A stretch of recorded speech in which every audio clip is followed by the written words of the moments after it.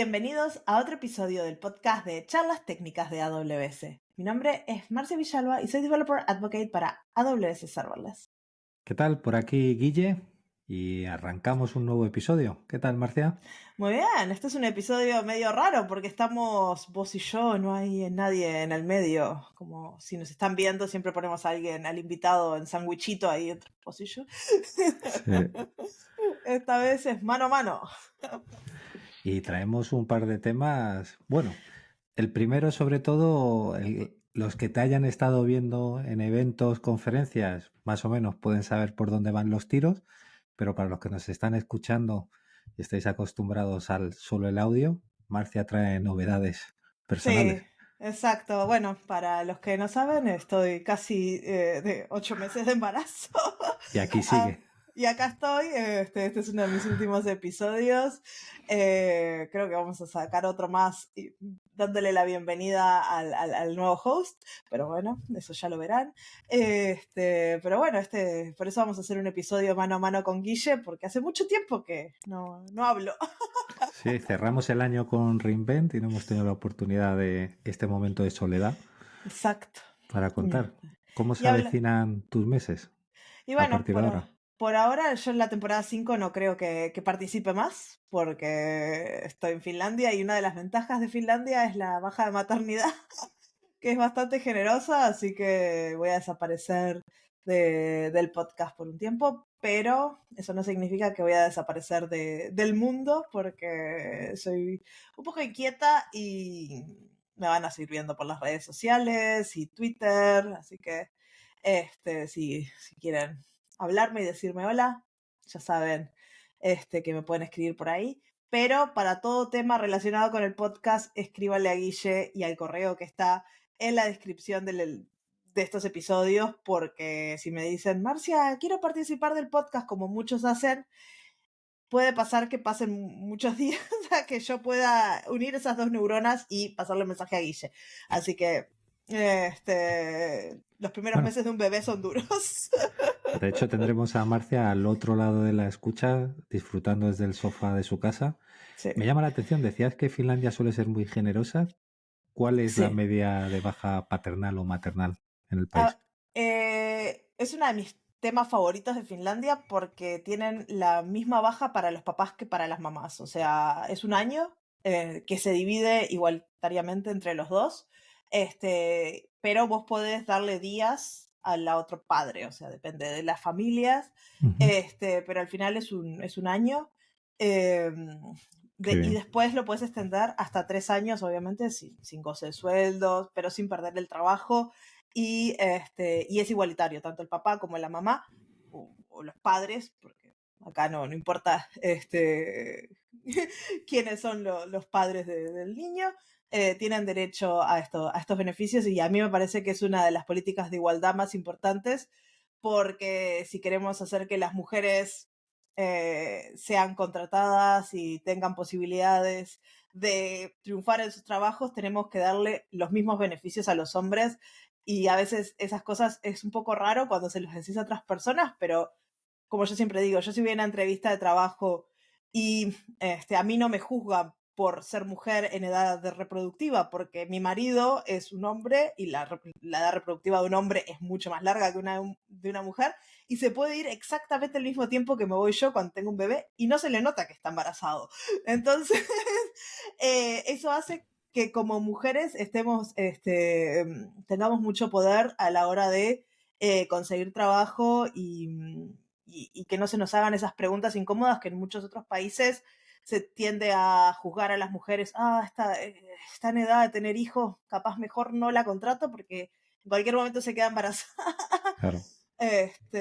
Y pasa mucho en Finlandia, ¿no? Que los hombres vienen y te dicen, tienes 2 meses antes de irte de baja, que tenés que avisarle a tu empleado, mi mujer está embarazada, acabamos de tener un bebé y me voy a ir un año. Y el empleador no No se la puede. veía venir. Sí. Hombre, está muy Eh, bien porque aquí en España, bueno, ahora creo que son 16 semanas, pero en mi época eran 15 días y te daba justo para hacer los papeles, darlo de alta al médico, al sí, pediatra, etcétera, y es complicado.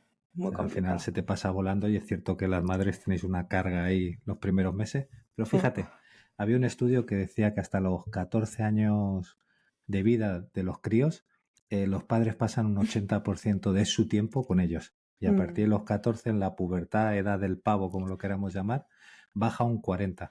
Entonces te pones a ver en perspectiva y dices, coime, no voy a tener tanto tiempo como el que realmente puedes pensar para estar con ellos. Así que todo lo que sea tiempo para aprovechar y disfrutar. Y yo te digo que es antes de los 14, y vos lo sabés, porque en el momento que escolarizás a los niños, perdés, o sea, todo el tiempo con ellos. O sea, por eso Sí, para mí la baja parental es súper importante, porque es en ese año y medio que capaz te tomas con ellos, que estás disponible al 100% para estar con ellos, y después en el momento que los metes en la escuela, ya están 8 horas fuera de casa y vos estás 8 horas trabajando con suerte o más, sí. y perdés el contacto y ellos empiezan, a mí siempre me, Y me se sorprende, acuerdan, ¿eh? ¿no? Se A tener su vida. acuerdan. No, pero además se acuerdan y de vez en cuando a mí me ha pasado con el grande, tiene ahora 13 y hace 2 años decía, papá, déjame en la esquina del cole, no me recojas en la puerta. Y me hacía gracia, digo, "Oh, ya ha entrado de cabeza en la edad del pavo. Venga, no te preocupes, te espero." Y me decía, bueno, pero por lo menos ahora estás en la esquina. Y decía, coño, ¿qué estás diciendo? Y dice, como estás todo el día viajando, pues no te hemos visto. Oh, Y duele, ¿eh? Son puñaladas que te dan ahí que te hace replantearte muchas cosas. Pero bueno, exacto. a Pero disfrutar, que es lo que sí, toca ahora. sí, sí, sí, señores. Y los escucharé paseando a un bebé en el carrito, como mucha gente pasea perros. Yo estaré paseando niños, sí, en el carrito y escuchando el podcast mientras hago eso. Así que me convertiré en parte de la audiencia. Sí. Y hoy, como no, vamos a tratar un tema tequi también, ¿no? Tenemos esta parte Obvio. personal tuya que está ahí, pero creo que el tema que traemos hoy puede ser bastante interesante porque vamos a hablar de orquestación tradicional y no hablamos de una orquesta de música, O sino sí. de nuestras aplicaciones. Bueno, podríamos, mira, un Yo director de siempre, yo orquesta. siempre digo que la orquestación es eso, es un director de orquesta, porque generalmente son dos patrones que son como opuestos pero complementarios, ¿no? La orquestación y la coreografía. Ujú. La orquestación, yo siempre lo ilustro con un director de orquesta, porque él es el director de orquesta que sabe el estado, sabe todo lo que está pasando y le va diciendo los violines, ahora los chelos, ahora el piano. No tengo ni idea de música. Mientras que en la coordinación, la música es esa música que invade el ambiente y los bailarines bailan en base a los ritmos que escuchan.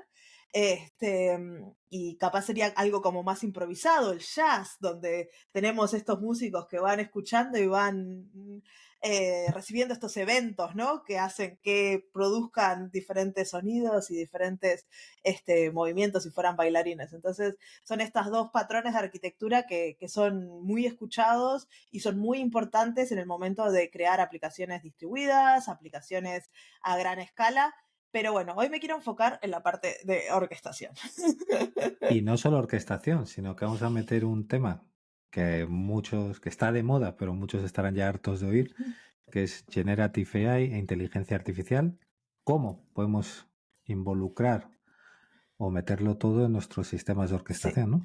Yo, al menos como organicé este episodio, lo intenté pensar de hablar de Generative AI, porque es el tema de moda, pero desde una perspectiva un poquito distinta, ¿no? Porque muchas veces nosotros hablamos de Generative AI y nos enfocamos en los modelos, nos enfocamos en los servicios que nos dan, nos proveen esto, en cómo en la parte de Machine Learning, o sea, sos un data science o un friki del Machine Learning, o un usuario y capaz ahí decís, bueno, capaz tengo que aprender un poco de prompt engineering, pero para los desarrolladores, ¿cómo es crear aplicaciones con Generative AI? Porque no es simplemente invocar a Bedrock una vez y decirle, resolveme este problema. No, hay mucha complejidad cuando vamos a crear estas aplicaciones usando Generative AI, ¿no? Porque generalmente no es un modelo que va a resolver todos los problemas que tenemos, y si fuera así, básicamente nadie nos pediría ni nos pagaría para hacer aplicaciones. Entonces vamos a tener que integrar muchos servicios o muchos modelos diferentes o muchas prompts diferentes o hacer diferentes ingenierías en nuestras prompts. Y todo eso nos va a llevar a orquestar estas llamadas a estos servicios, ¿no? Porque siempre pensando, ahora nos ponemos el sombrero del desarrollador, porque Marcia es desarrolladora, y cómo llamamos a estos servicios de una forma que tenga sentido, que no se pierda el estado, que haya un control de en qué punto de mi aplicación estoy. Bueno, y esto se resuelve con los patrones de orquestación, ¿no? Bueno, en la parte de orquestación tenemos la tradicional, ¿no? La programática. Claro, Que ahí, lo que se nos viene a la mente, ¿no? mm, El crear el workflow, como le digo yo, los procesos de negocio, esos procesos de negocio que nuestro cerebro los hace así, seamos gente de sistemas o seamos gente que ha trabajado en negocios, nuestra cabeza es capaz de crear una cajita que llama otra cajita y que le pasa un parámetro y después si hay un switch, tengo que ir para este camino o para o tengo que hacer esta tarea en paralelo. Es esa creación de procesos que nos resulta bastante sencillo de visualizar, ¿no? Y, y también que podemos no solo a veces es hacer pequeñas aplicaciones, pero podemos hacer sistemas gigantes, procesos de negocio que involucren muchísimos sistemas diferentes, sistemas internos, sistemas externos, y bueno, y cómo se gestionan a nivel de sistemas distribuidos, ¿no? Esos errores, esas latencias, esas complejidades. Y después, sí. no, sobre todo cuando haces la lógica de negocio, por ejemplo, cuando estás creando el flujo, siempre se quedan esos corner cases, situaciones que no has pensado en ellas porque nunca se te ha dado. Y oye, esto hace sota, caballo y rey, y de repente ves que falta y hay que volver a montar ese flujo para encajar esos casos de uso, ¿no? Exacto. Y los procesos de negocio es una de las partes de los pilares cuando estamos empezando a desarrollar una aplicación. No enfocarnos a nivel de la función, sino a nivel global, ¿no? De cuál Ujú. es el problema que estamos intentando resolver. Y después, por otro lado, tenemos la orquestación, que va a ser la siguiente parte, la parte final del episodio, usando Generative AI, que se los dejo ahí abiertos para que nos sigan escuchando, porque seguramente no han escuchado mucho de esa forma de hacer orquestación de aplicaciones, pero es muy curioso también. ¿Por dónde arrancaríamos aquí a la Vamos hora de a montar la aplicación? arrancar por la orquestación tradicional, que es la que creo que es la más fácil de visualizar, y vamos a enfocarnos en aplicaciones usando inteligencia artificial, ya que estamos hablando de este tema, porque los procesos de negocio pueden ser cualquier cosa, pueden ser procesos que involucren a humanos, pueden ser procesos que involucren sistemas legacy, antiguos. Hay millones de cosas que podemos hacer cuando hablamos de procesos de negocio, pero para simplificar un poco nuestra charla, vamos a enfocar estos ejemplos y esta charla a aplicaciones que usen, que quieran resolver problemas usando Generative AI, que al final es lo que está de moda, y así es más fácil hacer los ejemplos y ir trayendo esto, ¿no? Entonces, cuando nosotros pensamos como desarrolladores en aplicaciones Generative AI, como les decía, no es que simplemente vamos a Bedrock y le decimos, resolverme el problema. No. Hay Bedrock y hay muchos otros servicios de terceros y que ¿Mm? tienen funcionalidades muy específicas. Ya mismo dentro de Bedrock tenemos diferentes modelos, que cada modelo nos ayuda a resolver problemas mejores o peores para ciertos casos de uso, y tenemos que encontrar el modelo correcto. Hay servicios externos que nos dan exactamente lo que necesitamos sin tener que complicarnos la vida. Hay servicios de inteligencia artificial como Recognition o Translate o Comprehend, que son APIs que hacen una tarea muy específica. Estos no son usando Generative AI, son usando modelos tradicionales de inteligencia artificial, pero para muchos casos podemos combinarlo, ¿no? Tenemos un video, lo transcribimos y después usamos Generative AI para que nos haga un resumen, por ejemplo, o para que nos escriba un poema sobre el video, yo qué sé. No, cojamos Este, esto como ejemplo para montar nuestra aplicación y toda la exacto. pasta.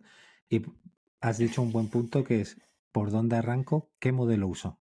porque al final Exacto, Bedrock no deja de ser un wrapper de de un muchos montón modelos. de terceros, incluso los Titan, que son los nuestros propios. Tenemos lo que llamamos Model Evaluations, que podéis Mm, evaluar modelos hasta 3 distintos para poder ir comparando entradas y salidas. Decir, sí, oye, en función de este prompt, quiero ver cómo me contestan sí. estos tres y a partir de ahí podéis ir eligiendo. Y hay Pero varias sí, cosas ujú, en la elección de los modelos, porque muchos modelos son más grandes, o sea, aceptan más tokens de entrada sí. y producen más tokens de salida, pero generalmente cuanto más grandes son, más lentos son. Entonces depende del tipo de aplicaciones que estemos construyendo. Si es una aplicación asíncrona, capaz no nos importa tanto, pero si no es una aplicación síncrona, elegir un modelo que sea más rápido es más importante porque el cliente va a estar esperando esa respuesta.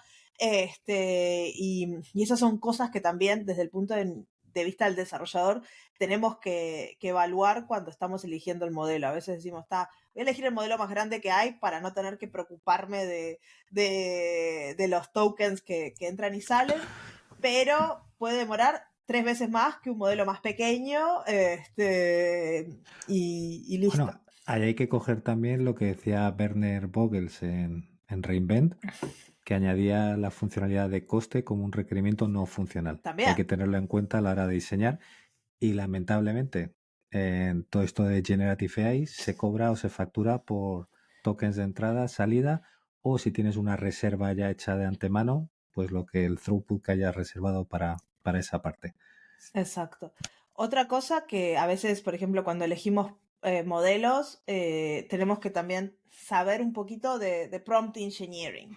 Eso es Ujú. algo, como yo digo, a los desarrolladores aprendimos a llamar APIs REST, aprendimos a llamar APIs de GraphQL. Bueno, ahora tenemos que aprender a llamar APIs de Generative AI, que son estas prompts.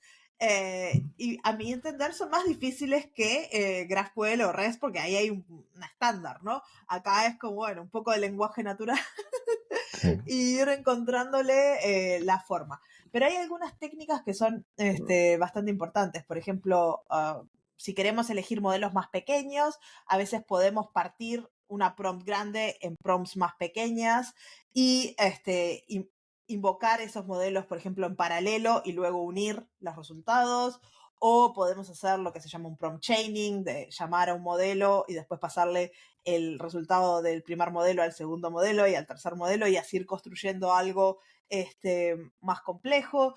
Y hay muchos mecanismos de generar estas prompts, ¿no? No voy a hablar de eso porque no es mi expertise, pero muchas de estas técnicas de prompt engineering nos llevan de vuelta a la orquestación, porque si nosotros queremos ejecutar muchas llamadas en paralelo para diferentes modelos, ¿cómo lo hacemos de una forma sencilla, que no nos queme la cabeza? ¿Cómo juntamos todos esos resultados en un solo resultado? Este, o si queremos pasar de una llamada a otra, cómo vamos gestionando ese estado y cómo vamos pasando esa información para que nada se pierda. Entonces, esa es la parte donde a mí me interesa más contarle un poco de la orquestación. Y si no habéis adivinado hasta ahora de lo que está hablando Marcia, vamos a entrar de lleno en el mundo de serverless. Bueno, serverless siempre.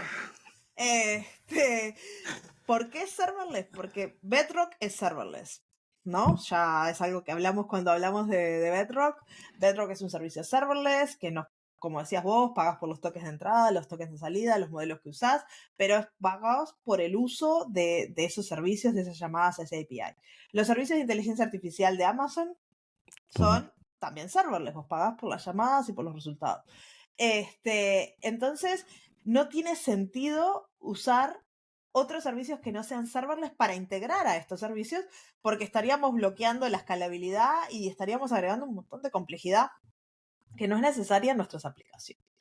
Y cuando hablamos de orquestación, tenemos muchas formas de hacerla. Podemos hacer orquestación más al estilo antiguo, donde agarramos una función de lambda y escribimos todo el código nosotros y después lo tenemos que testear y nos queremos matar. Aparte, esas funciones de lambda valen por 15 minutos, entonces agregaríamos mucha complejidad. O podemos usar un servicio gestionado como Step Functions, ¿no? Este es un podcast de AWS, así que Bueno, y mucha podemos gente hablar de eso. pensará que solo se usa para aplicaciones, pero sirve para un montón más de cosas, ¿no? Bueno, como yo les decía, Step Functions es un servicio que nos permite orquestar procesos. Y por eso yo hacía esa aclaración al principio que vamos a enfocarnos en aplicaciones de inteligencia artificial, porque los procesos pueden ser cualquier cosa. Step Functions nos permite crear procesos dentro usando servicios de AWS, como los ejemplos que les vamos a poner ahora, o nos permite llamar a aplicaciones externas, APIs externas, o nos permite llamar a servicios internos nuestros, pero que creamos nosotros totalmente, o nos permite agregar procesos manuales. Por ejemplo, una de nuestras demos, no sé si en algún summit lo han visto, la gente de España, capaz que sí, en Latinoamérica también. Serverless Espresso, que es una cafetería que ponemos nosotros en eventos. Y eso está todo orquestado con una máquina de estados de Step Functions que gestiona los pedidos y las órdenes. Y hay dos partes en esa máquina de estados, en ese proceso, que son dos actividades manuales. Dos actividades manuales. La primera es el usuario elige un café del menú y la máquina de estado está esperando que el usuario le mande ese pedido, ¿no? Ese café, quiere un cappuccino, quiere un latte. Y eso es una actividad manual, o sea, es un usuario que va a tener que apretar un botón en una pantalla para decir quiero un cappuccino. Y ese pedido va después a reactivar la máquina de estado y lo mismo cuando el barista está haciendo el café, que va a decir, bueno, terminé de hacer el café, termina esta orden. Step Functions nos permite hacer un montón de cosas. Es un servicio de orquestación súper complejo, bueno, no complejo, pero profundo, tiene unas integraciones súper interesantes, por eso me quiero enfocar en un tema, porque si no acá nos tiramos 3 horas Días. hablando de Step Function. Eh, pero bueno, lo que tiene Step Functions de interesante es que nos permite visualizar estos procesos. A mí es una de las cosas que me gusta mucho cuando ustedes entran desde la consola, van a ver que les permite crear el proceso de forma visual, tirando cajitas y uniendo cajitas.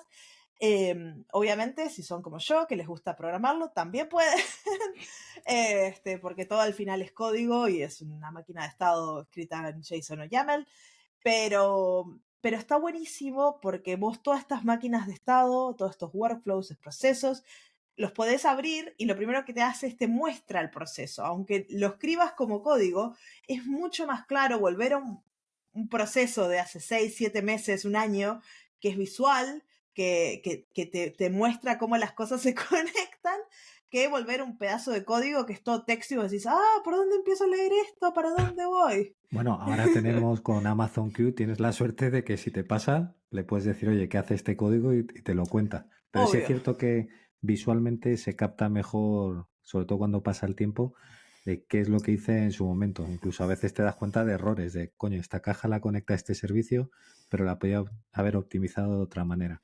A mí lo que me Exacto. gusta es la parte visual, pero también me gusta mucho esas características que trae out of the box, ¿no? Y la gestión de errores. Y creo que Bueno, hay. eso es una pasada, porque bueno, es una de las complejidades más grandes de crear tus propias orquestaciones, ¿no? Cuando vos lo haces programático y decís voy a programar esta aplicación en, no sé, no capaz en una función de Lambda, pero en un contenedor y te pones a escribir y decís, y bueno, ahora voy a llamar a esta API externa. ¿Qué pasa cuando hay un timeout? Y si no me responde, y si me responde un 500 y si me responden 400, ¿qué hago? ¿A dónde voy? ¿Cuál es el catch? Y empecé a escribir como un montón de código por si las dudas, que después hace que ese método sea bastante difícil de testear y de usar en otras partes de nuestra aplicación, ya que está tan embebido en diferentes patrones. Entonces, Step Functions nos trae básicamente en ciertos tipos de estados, por ejemplo, los que llaman a APIs externas o llaman a API Gateway o a servicios, que nos permiten gestionar los errores. Entonces, fácilmente nosotros podemos decir, bueno, este estado que está llamando a esta API externa, a mí me pasaba mucho antes de que lanzáramos Bedrock, por ejemplo, con ChatGTP. Porque en ese momento no había disponibilidad y 2x3 fallaba y si usabas la API se caía y te daba errores. Entonces con Step Functions era muy fácil porque yo había creado un retry donde yo podía decir, bueno, probá 5 veces llamar a esta API. Probá 5 veces llamar a esta API y agregá como 2 segundos de latencia entre cada llamada. Entonces no me hacía tipo 5 llamadas. Y después le podía poner, si quería, un exponential backoff, donde esos 2 segundos se iban multiplicando cada vez para no ir como haciéndolo cada 2 segundos, porque si el servicio no estaba disponible 2 segundos atrás, no va a estar disponible en 2 segundos. Entonces ahora esperábamos 4 segundos y así. Y después podríamos agregar también jitter, que es como si tenés muchas llamadas en paralelo, no todos están llamando a la vez cuando algo falla, sino llaman como un poquito de aleatorio. Y todo eso son cajitas o truths que tenés que poner en una configuración que para un desarrollador, si lo estás programando tú, obviamente puedes usar librerías y no sé qué, pero agrega un montón de complejidad a nuestro código. Sí.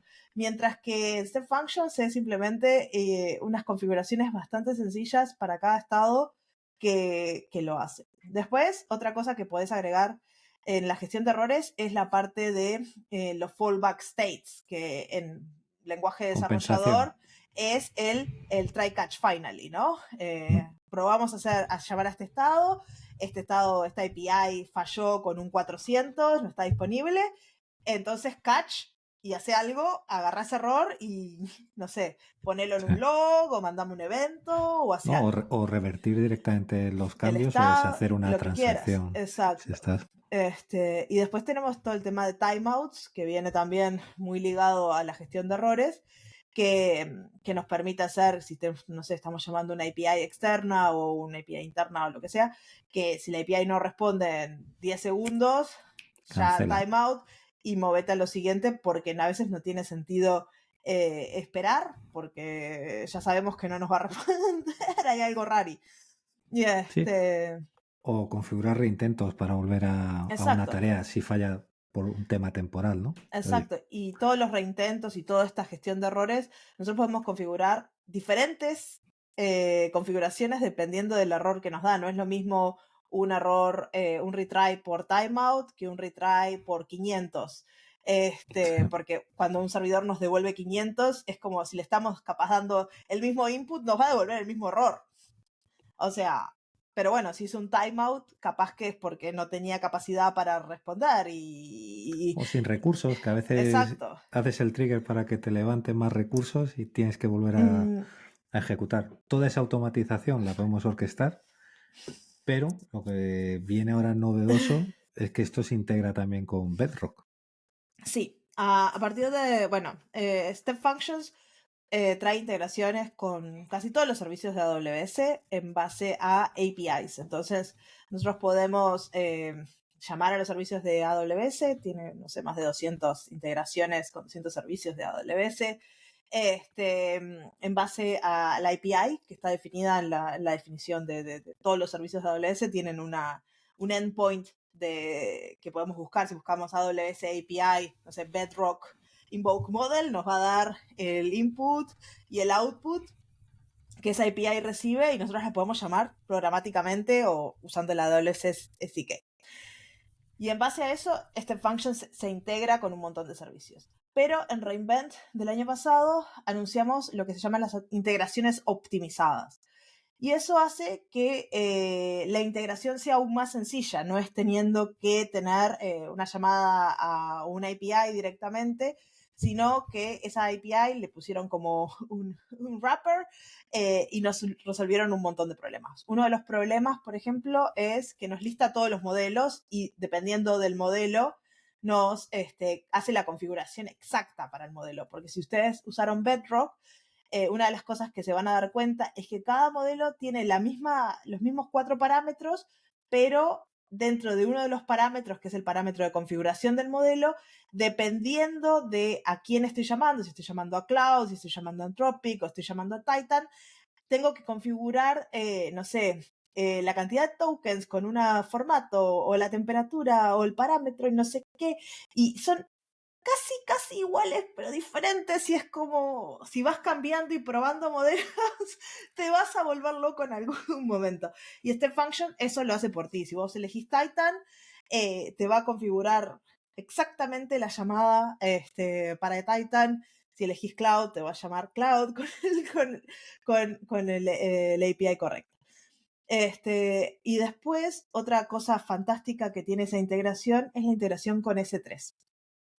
¿Por qué es fantástica? Porque, bueno, Step Functions es un sistema de orquestación y el estado que se pasa entre un paso y otro, entre un estado y otro en la máquina de estados, ¿no? En estos workflows de un proceso a otro, es un estado del sistema. Está diseñado para hacer eso. Entonces tiene un límite de 256 kilobytes.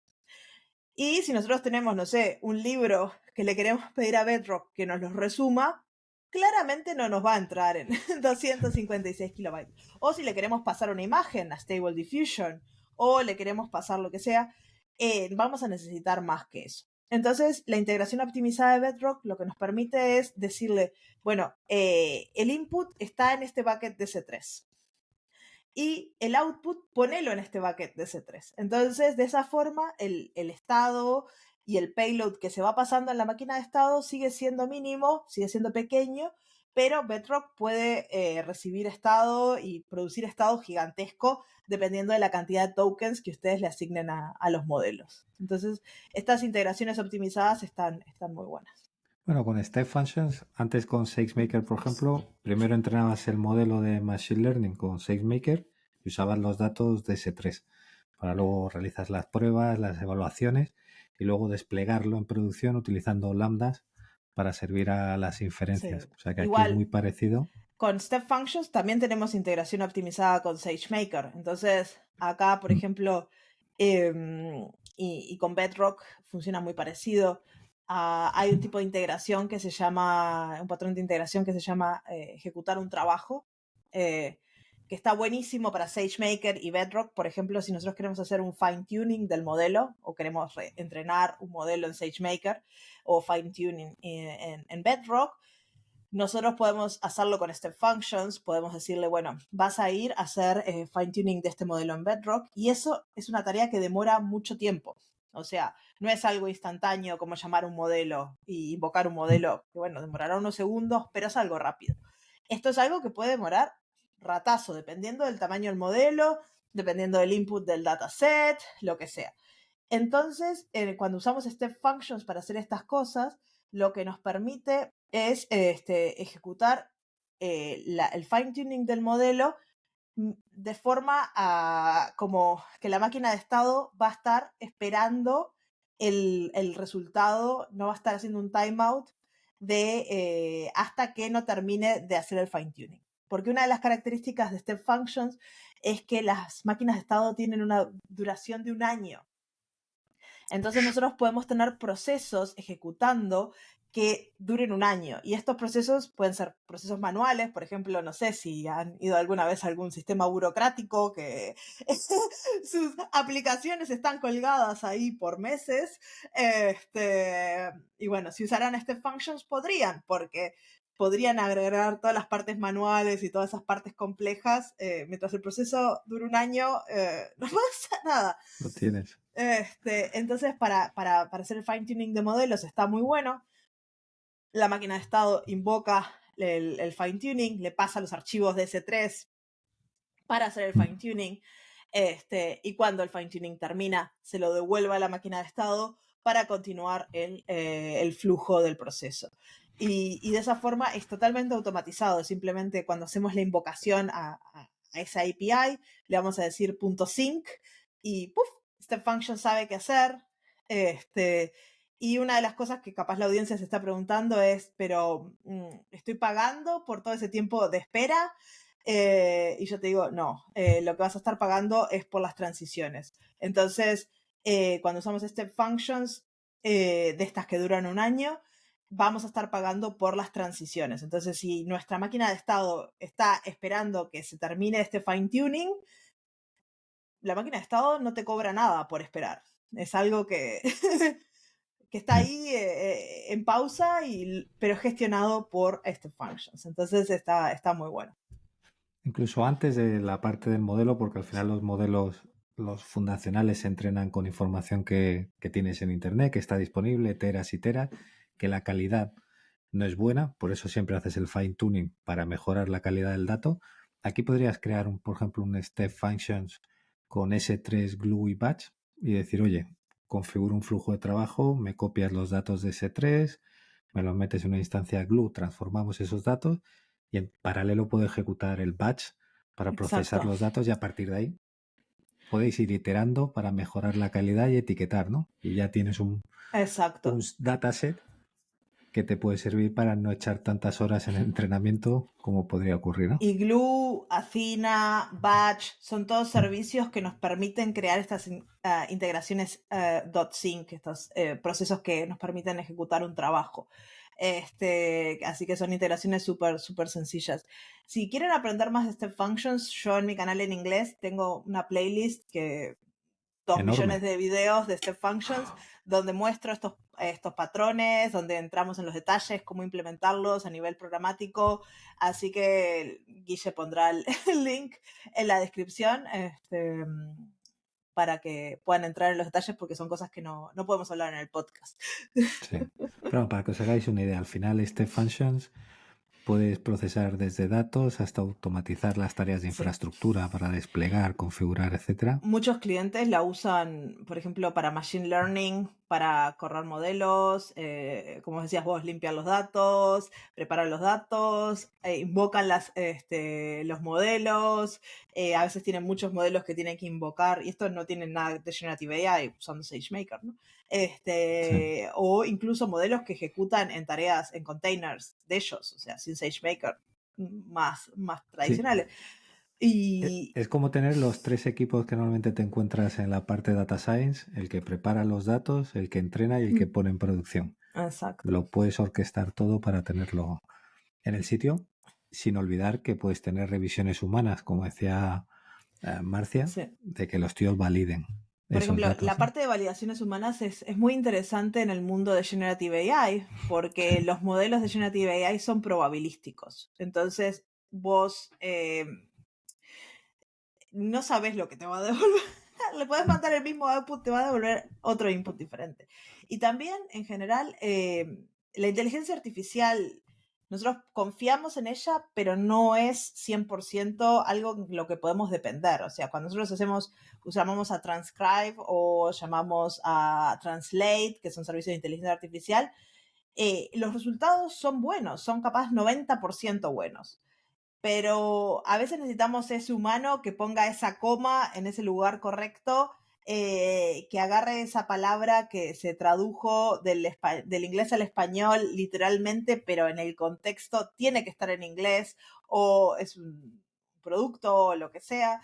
Necesitas esa validación humana. Por ejemplo, yo lo uso mucho, si han visto los videos en el canal que tengo donde subimos el podcast, en Marcia de la Nube, hay toda una serie que se llama Lambda Fundamentals. Esos videos son originalmente en inglés, y yo los pongo en un pipeline usando Step Functions, donde lo primero que hago es subir el video, así nomás, a la máquina de estados. La máquina de estados lo va a transcribir, después usando Transcribe. Después yo lo voy a validar esa transcripción, porque eso hace que el resultado final sea 20 veces mejor. Si yo no lo valido, el resultado final va a ser medio rari, porque va a tener palabras que no son las que estamos acostumbradas, va a haber puntos y comas que hacen que las oraciones no sean perfectas. Entonces, eso me O lleva, nombres de servicio, ¿no? Que cada vez que ponemos un exacto, nombre distinto. y eso me lleva a que esa validación me lleva 1 minuto revisar el video, porque es como súper fácil. Y después esa transcripción yo la vuelvo a subir a S3. Esa transcripción luego es traducida del inglés al español. Y ahí otra vez entra Marcia a revisar que esa traducción esté correcta. Y ahí entramos a las palabras que van en inglés, que van en español. Las correcciones son muy pequeñas, pero hacen que la calidad del resultado final sea mucho, mucho mejor. Y luego cuando tengo el archivo de texto en español, ahí se lo doy a Poly, que es un servicio que transforma texto en audio, y me hace la voz en español sintética. Y después se lo doy a Bedrock ese archivo para que me haga el título y las descripciones y los tags y todo de YouTube. Así yo me ahorro todo el trabajo. Pero bueno, es como una pipeline que en 5 minutos le mando un video, obtengo otro por el otro lado y es bastante como mucho más fácil que tener que regrabarlo.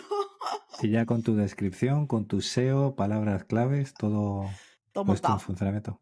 Sí. Exacto. Uno de los temas que pasa, sobre todo con la parte de GenAI, y lo mencionabas antes, es el cómo conseguir ponerle vallas al campo. Que el modelo no se nos vaya de unos límites, porque puede afectar si esto lo pones como un chatbot en tu Sí, aplicación obvio. y hay alguien quejándose, que no le mande a freír espárragos, ¿no? Eso es algo que sacamos también en Reinvent, los guardrails de Bedrock, Ujú. que, como dijiste, ponerle cercas al Vayas campo. al campo, sí. Me parece muy bien. Que nos ayuda a configurar nuestros modelos para que respondan de forma responsable y segura. Así que es algo Y, que... y esas policies son cross a los modelos. Una vez Sí, que la defines, da igual el modelo que uses, que lo puedes aplicar y tal lo puedes cual. aplicar en agentes y en knowledge bases, que es lo que vamos a hablar ahora. Así que me da un paso así a empezar a hablar un poco a la orquestación con inteligencia artificial generativa. Vale ahí. Que es capaz lo que está esperando todo el mundo, porque lo otro es algo bastante tradicional, ¿no? Que estamos acostumbrados a definir nuestros procesos de negocio, programarlos y llamar APIs. Pero ¿qué pasa si le damos esa responsabilidad a la inteligencia artificial generativa? Sí se puede. ¿Te rompe el coco? También. Pero tenemos, por ejemplo, el concepto de agentes, que es un concepto de la inteligencia artificial generativa, que estos agentes son como componentes pensantes, razonables, no sé, que razonan Sí. en base a lo que vos le pones como prompt, que sería, no sé, uno muy sencillo. Dame el tiempo en Montevideo. Y el agente, en base a lo que tiene configurado, sabrá a quién tiene que llamar, cómo tiene que llamarlo, qué pasa, qué le pasa de un servicio a otro que va a llamar y te da un resultado. Te dice, en Montevideo hay 20 grados y sol. Y vos decís, esto es muy místico. ¿Cómo lo hizo? Es muy místico. Cuando usamos Bedrock, podemos usar los agentes de Bedrock que vienen integrados ahí y vamos a elegir, lo primero que tenemos que elegir es con qué modelo fundacional queremos que este agente funcione, ¿no? Y otra vez acá la elección de los modelos hay que probar y ver cuál es mejor, pero básicamente le vamos a estar pasando este prompt de usuario y le vamos a decir al modelo, bueno, vos sos un agente que se encarga de dar el tiempo y lo tenés que devolver de forma amigable, o sea, no me devuelvas ahí un 20 grados soleado, no, escribímelo bonito. Esa es tu razón de ser. Eh, mm. ¿Y cómo hace eso la gente? Bueno, en Bedrock podemos definir lo que son fuentes de datos, que le llamamos knowledge bases, que son fuentes de datos internas a nuestra empresa. Por ejemplo, pueden ser wikis, pueden ser bases de datos, pueden ser archivos de reportes, lo que sea, que las creamos nosotros. Y luego tenemos acciones. Acciones son funciones de Lambda específicas a AWS, porque estamos en el mundo Bedrock, que llaman o a servicios internos o a APIs externas, ¿no? En el caso de dame el tiempo, va a estar llamando a una API externa o interna que hayas creado vos que se encarga de dar el tiempo. A no ser que tengas sensores de IoT y tu propio termómetro o estación Bueno, meteorológica pero la que función de podrías Lambda inyectar. va a tener que llamar a Sí. ese servicio que está dando la estación meteorológica. O sea, la conexión con la acción es eso. Entonces, por ejemplo, agentes, la imaginación es el límite, ¿no?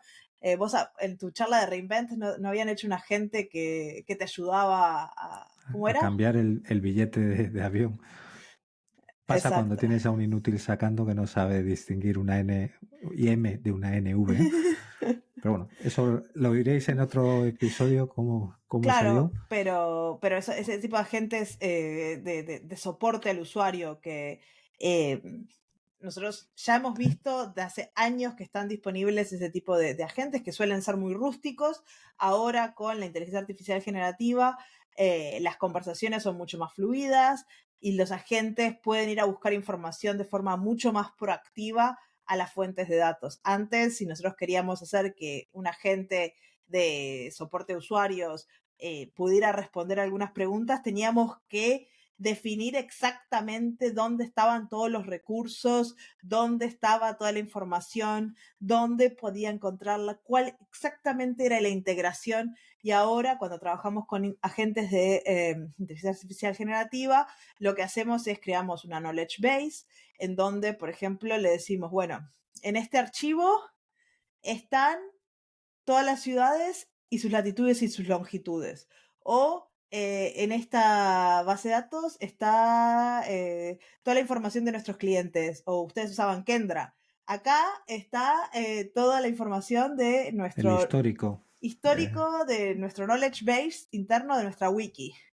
Y, y esa knowledge base lo que va a hacer, otra vez usando un modelo de inteligencia artificial generativa, en este caso son modelos de embeddings, que lo que hacen es transforman texto a Vectores. vectores, que es algo que les gusta a las máquinas, va a agarrar esa información y ponerla en un lugar que la pueda buscar de forma fácil para cuando vos le digas, ¿cómo hago para cambiar un pasaje?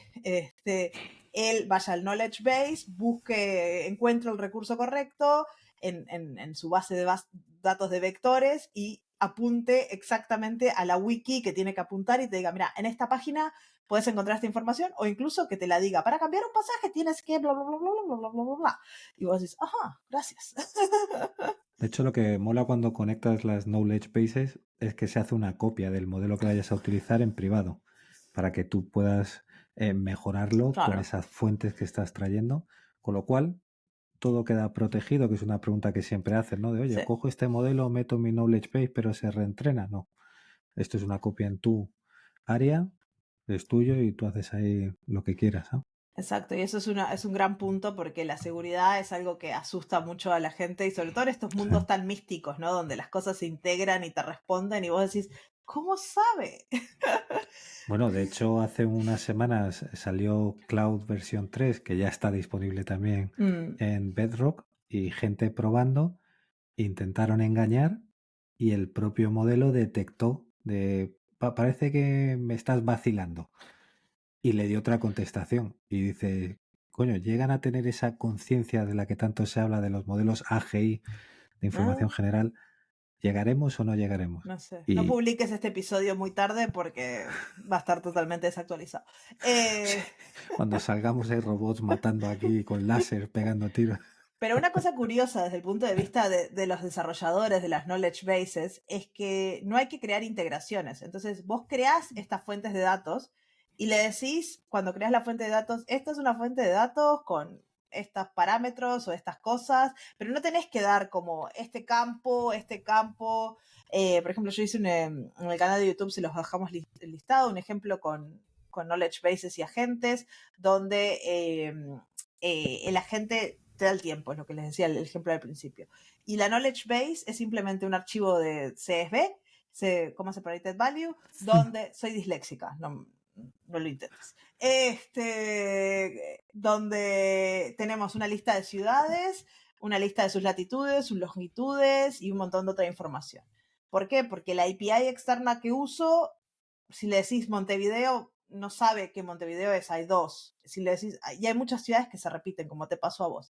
Entonces, necesita algo que le pase la latitud y la longitud, pero un usuario común y corriente, ¿qué sabe cuál es la longitud y la latitud de la ciudad que está buscando? Está buscando Montevideo, ya está. Este, entonces, en base a eso, la knowledge base va a decir, ah, bueno, están buscando Montevideo, le tengo que devolver la latitud y la longitud. Y vos no tenés que configurar en ningún lado esas inputs y outputs y la estructura, el esquema de la fuente de datos. todo pasa automáticamente y te vuela mucho la cabeza, porque vos decís, ¿cómo sabe?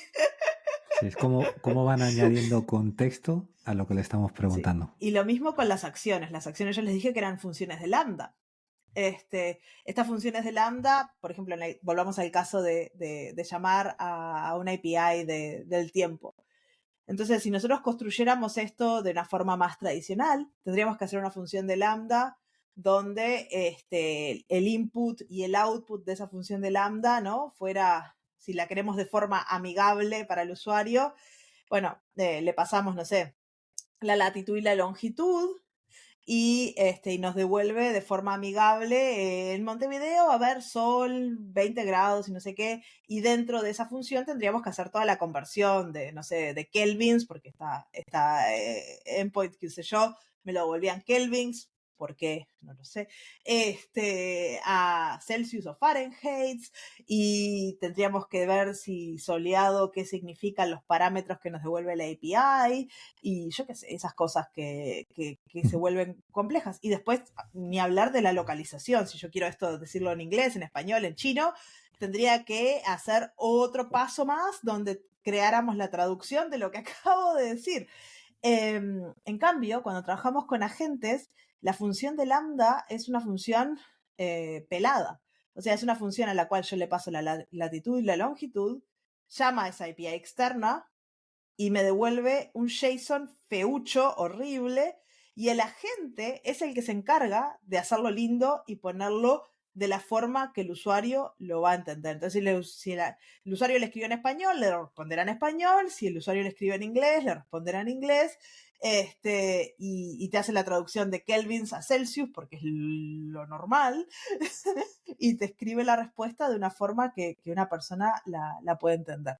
Y eso también es muy místico, porque vos decís, ¿cómo lo hace? Bueno, parte de esa integración la hacen con una cosa que se llama OpenAPI, que es un estándar de definiciones de API. Entonces, cuando vos trabajas con una acción de Bedrock, vas a tener que definir una API, que es básicamente un JSON, donde vos le vas a decir, esta función de lambda tiene como entradas este parámetro, la latitud y la longitud, y esta función de lambda va a devolver el tiempo, y nos va a devolver un JSON con las condiciones meteorológicas.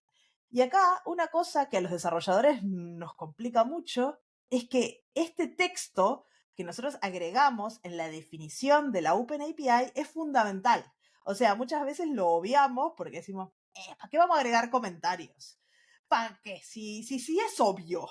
Y el modelo necesita estos comentarios porque todo se hace en base a este texto. El agente, en base a leer la definición de la OpenAPI, va a decidir si esta es la función de lambda correcta o no para llamar en este momento, ¿no? Entonces tenemos nuestro agente, que tiene knowledge bases, donde están todas las fuentes de datos, tiene acciones que puede hacer, y ahora la gente, en base a lo que le pregunta al usuario, va a tener que crearse un proceso donde va a llamar a qué knowledge base, a qué acción, con qué información. Le tengo que pedir más información al usuario. Sí, tengo toda la información que necesito. Y todo eso, nosotros cuando trabajamos con agentes de Bedrock lo podemos ver. Todo el razonamiento de la gente para la transparencia del proceso y también para mejorarlo, ¿no? Porque muchas veces hay que hacer troubleshooting y hay que hacer debugging, que es uno de los desafíos en este tipo de desarrollo, pero todo eso es transparente. Entonces, cuando nosotros ejecutamos el agente va a crear primero un plan. Bueno, primero, porque el usuario quiere el tiempo y me acaba de pasar Montevideo, yo tengo que ir a la knowledge base, obtener la latitud y la longitud, y después tengo que llamar a esta acción que me llama a la API y me retorna esto. Y se crea ese plan. Después se ejecuta el plan y después te da el resultado. Entonces es todo automatizado por inteligencia artificial, ¿no? A mí me gusta mucho el ver la lógica sobre la que trabaja la gente, que la tenéis disponible. O sea, Todo está podéis ir disponible. viendo cómo lo ha ido pensando, porque precisamente hay veces que puedes coger y reentrenar esa parte. Sí, Es decir, sí. no me gusta cómo lo está haciendo, intervengo y en la siguiente iteración ya te lo vas sacando. Sí. Y todo esto nos lleva para el final del episodio, yo creo que hablar de un poco de los desafíos que implican a nivel de desarrollo este tipo de orquestación con inteligencia artificial, ¿no? Porque es algo muy nuevo, es algo muy mágico y muy místico. Cuando lo empezás a hacer, vos decís, pero yo no puedo creer que esto funciona, pero yo no hice nada, yo tiré un archivo y anda. Y a veces es difícil entender cómo todas estas integraciones funcionan juntas, ¿no? Y cómo optimizar esos prompts que le vamos dando a los modelos, a las knowledge bases, a las open APIs, cómo todo se va juntando y te va dando un resultado y cómo lo testeamos y cómo lo reproducimos. Porque ahí volvemos otra vez a que la inteligencia artificial generativa son modelos probabilísticos. Y esto es algo de la base de la inteligencia artificial generativa. Están generando tokens en base a lo que vino antes. Y puede la respuesta ser diferente. Entonces, a veces cuando testeamos, pedimos una cosa y la pedimos 20 veces y el resultado a veces nos dice que no lo encuentra, otras veces no lo encuentra y vos decís, pero ¿por qué no entiendo? Y eso es parte de la probabilística de estos modelos. Y yo creo que eso va a ser uno de los desafíos más grandes que vamos a tener como desarrolladores cuando empecemos a crear aplicaciones más complejas, ¿no? Porque por un lado esto es súper poderoso y hace que podamos hacer aplicaciones muy complejas muy rápido, pero a la vez, ¿cómo nos aseguramos que estas aplicaciones funcionan de una forma predecible todo el tiempo? Entonces, bueno, ahí tenemos otro mundo por delante que creo que es muy interesante, ¿no? Sí, yo veo mucho desde la parte de sesgos, que creo que la inteligencia artificial, de hecho ha habido un ejemplo no hace mucho, que le pedías, ponme las piezas de un tablero de ajedrez y eran todas negras, no había ninguna ficha blanca. Entonces nos hemos pasado de wok ahí y esos sesgos de cómo están los modelos, yo creo que pueden tener un impacto en el desarrollo de muchas de las cosas que vayamos haciendo.